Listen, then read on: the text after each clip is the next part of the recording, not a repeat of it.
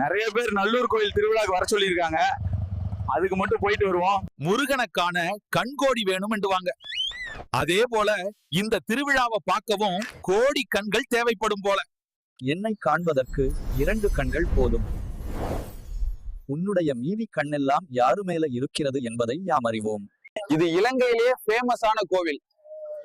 எத்தனை பேர் வந்தாலும் இங்க அர்ச்சனைக்கு 1 ரூபாய் தான். ஃப்ரெண்ட்ஸ், இங்க திருவிழா கொடியேற்றத்திலிருந்து 25 நாளைக்கு நடக்கும். இங்க தமிழ் கலாச்சாரத்தோட உடுப்பு போட்டு தான் வருவாங்க.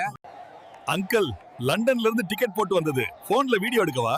அத கொஞ்சம் உள்ள வச்சுட்டு சாமியை கும்பிடுங்க.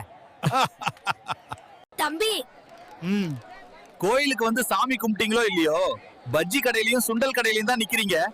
என்ன கைஸ், கோவில் திருவிழா முடியிற நேரம் வந்துட்டு மறக்காம நல்லூருக்கு வந்துட்டு போங்க. தங்கச்சி சாரி, கடைக்கு இல்ல. கோயிலுக்கு நல்லூர் கோயிலுக்கு போயிட்டு ரியோ ஐஸ்கிரீம் கடைக்கு போறது எழுதப்படாத வழக்கம். அதான் நானும் இங்க வந்துட்டேன். Okay, by by. ஃப்ரெண்ட்ஸ், மறக்காம இந்த வீடியோவை லைக் பண்ணுங்க, ஷேர் பண்ணுங்க, சப்ஸ்கிரைப் பண்ணுங்க. அடுத்து எதை பத்தி பேசலாம்னு கமெண்ட் பண்ணுங்க.